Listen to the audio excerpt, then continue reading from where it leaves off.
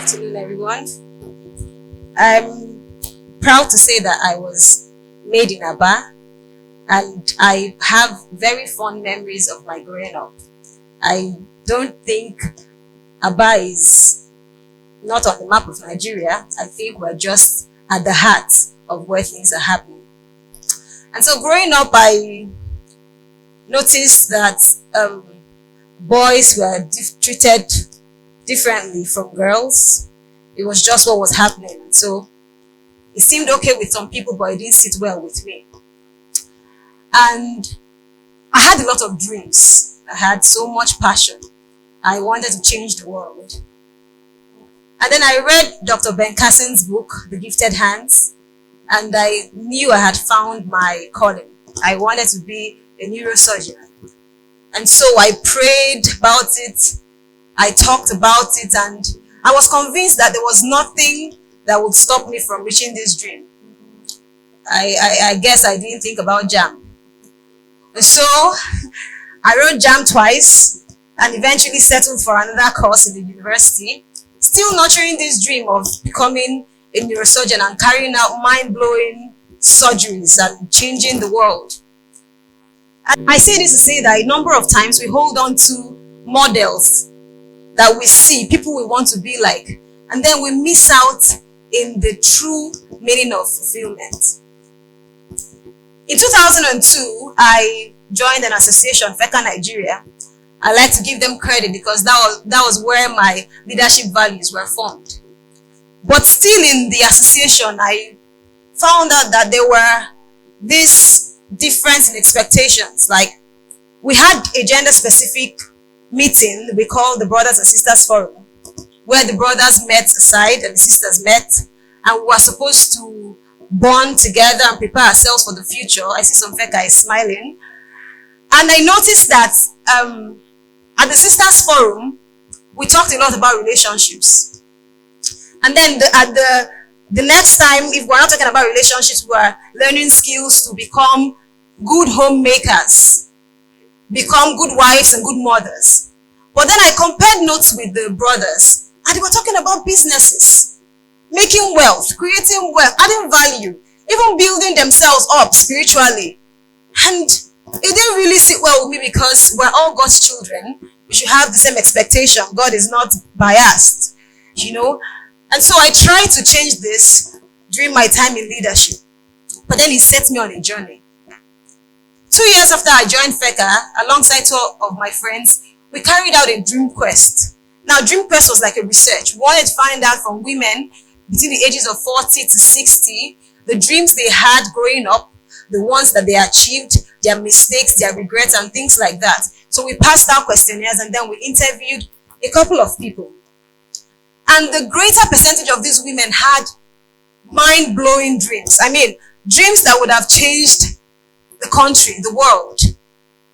But then, for some reason, they did not achieve them. But the one that set me on this course was the story of a 55-year-old woman who had seen her grandmother and then her mother have to give up their family inheritances when their husband died and have to go through the gruesome tradition of proving their innocence when the man dies. And she decided she was going to be a lawyer to try and stop the tradition or at least defend people. So she studied law in the UK, relocated back to Nigeria, got married, and after some years, her husband died. And she was put through the same process.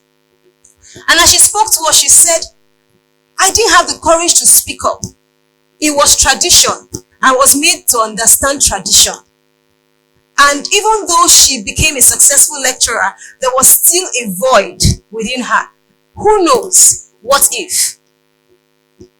And so it made me start wondering, in the midst of everything that females face, how can we hold on to our dreams and see that they are fulfilled? I'm going to be sharing a couple of stories from my experience, and I hope we can pick one or two things from it. When I started the journey of trying to have a dream, that means helping other people dream, I thought, okay, now I know what makes me fulfilled. I have passion. It's going to be a smooth ride. But that's just one step. You know, a dream is just a dream. If you're dreaming, you must wake up. And until you wake up and take action, your dream remains a dream. You can write it in a book, you can talk about it, but it will only be a dream. And so I started and I became frustrated. Sometimes even from the people you're trying to help, they frustrate you and you want to give up. And I started to reach out to people who had ventured in things like this and ask them, how did you do this? And I learned a lot from mentorship. You see, sometimes people tell you, I have a mentor, I have a mentee. Sometimes what they have is people they look up to, people they ask questions. Because if you truly have a mentor, it's more like parenting. Sometimes you have dreams, like dreams that will change the world, and then you take it to them and they scale it down to 0. And you're like, doesn't this person believe in me? So I learned from that. No, they believe in you. The truth is they want you to start small and grow. And so as a female especially, because we have a lot of societal expectations, where you're supposed to be at every point in time. At this age you should be here, at this age you should be doing this. And so if you don't have people who are cheering you for who you are and for the dreams you have, you will sure be frustrated. And so mentorship is an integral part for our dreams to be achieved. Now, one of the 2 friends who carried out this dream quest with us, all of us went to universities, and then 5 years later, I think, we met at an event. And then we, caught up on old times and shared jokes and what are you doing now? If you can think of the most inspiring teenager you knew growing up, some of us may have just seen the person on this stage a few minutes ago.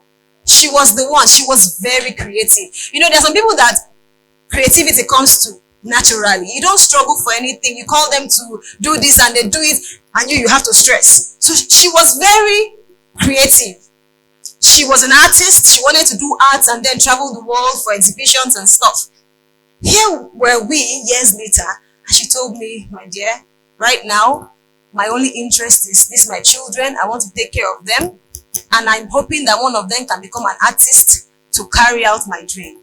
She had sacrificed her dream on the platform of motherhood. And we see that a lot. And then I tried to find out, okay, when did you lose it? Because I know you had it. And I realized that during her time in school and some time after that, she was surrounded by people who were more interested in trends of things like, okay, what is happening on now? What am I going to do now? And she was basically suffocated and she lost her dream. I then understood the importance of a support system. As much as you have great dreams and great passion, you must have people that are pushing you forward per time. Most times they might not be your family members. Family comes when the glory is there. When you have hammered, when you have made it, when you have blown. Then you see your father, my proud daughter. But that time you want to start. You might not get them in family. Sometimes you will need to reach far and stress yourself. But do it for the sake of your dream. I learned another thing from network marketing. In the early 2000s, network marketing had just come into Nigeria. Now they're everywhere. And they come to you with so much passion and zeal. Testimonies of how it did this, it did that. You become a millionaire, you become a billionaire and stuff. And if you're not careful, you put everything you have into it. And there's, at the time in my house, we had a room full of some products.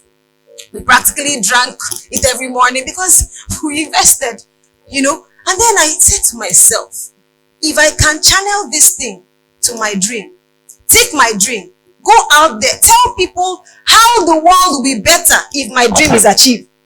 Change it from my dream to our dream. Maybe that is the way to go. And truly it worked.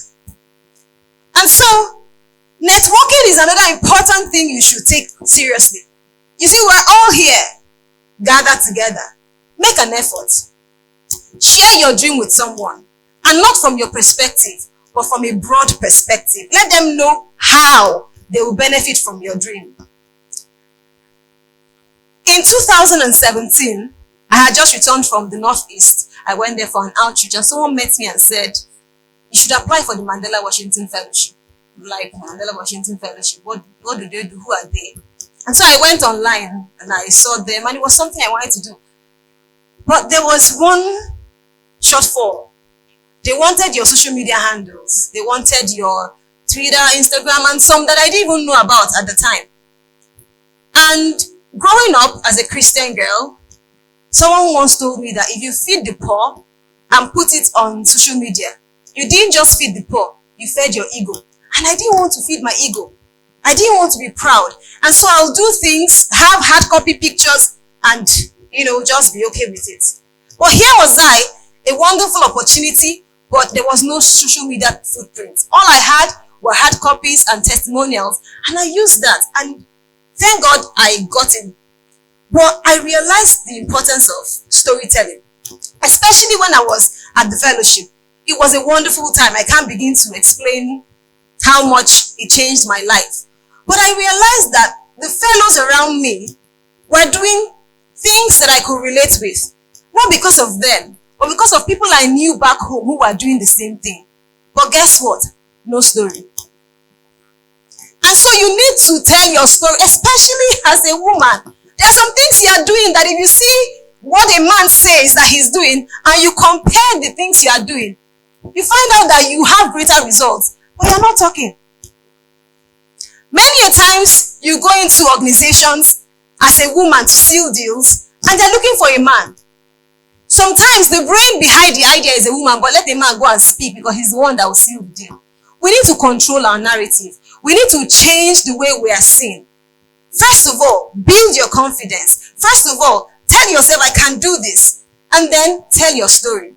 Last year during the Mandela Day, while celebrating the Mandela Day, they celebrated Nelson Mandela, a lot of other African male people or men who had done things. And it got to my turn and I was supposed to join in the celebration and, hail Mandela and all that. And Mandela is a man I practically idolize. But I asked them a question.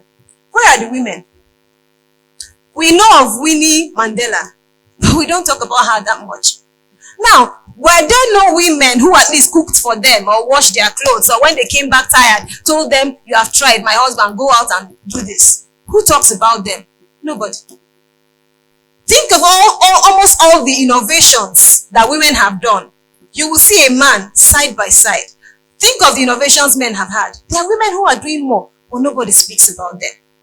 So we must rise up and support ourselves, rise up and tell our stories, rise up and during your talks, try to use female examples. Not for yourself, but for the future generation. We must believe that our country, our continent and the world can be strong with both genders participating. And how can this happen? It doesn't happen by equity, equality, no. Look at your niece, your cousin, the little girl by the side. Tell her, I believe in you. I know you can be the change that we need. Look at a girl doing something strong and tell her, keep going. And when you see a woman who you feel should be at some place in life, remove the glasses and drop it. See her for who she is. A strong woman, hungry for change, willing to take the risk to make change. And as for females, we must understand that in the end, what matters is self-fulfillment. Not the applause or accolades people give you. Because when you enter into the quietness of your room, there's no one there with you but yourself. Am I fulfilled? And if and when the time comes for you to get married, do not settle for a man who wants to cut off your wings. Settle for one who will take you out in the open and say, fly high, my dear. Make up your mind that you will fight so hard for your dreams to be fulfilled. Not just for yourself, but for the generation coming after us. Because, ask a child today, not what you want to be, but who you want to be. You'll find out that they look out for people who they see. The people that will show them. Think of your dreams and decide to be that role model. That when a child is asked tomorrow, who do you want to be? The child will not say, I want to be a doctor. Say, I want to cause change like Ugochi West Edwin-Otu. So make up your mind that I'm not just going to fulfill my dream for myself, for self-fulfillment, but I will fulfill my dream so that I can impact the next generation.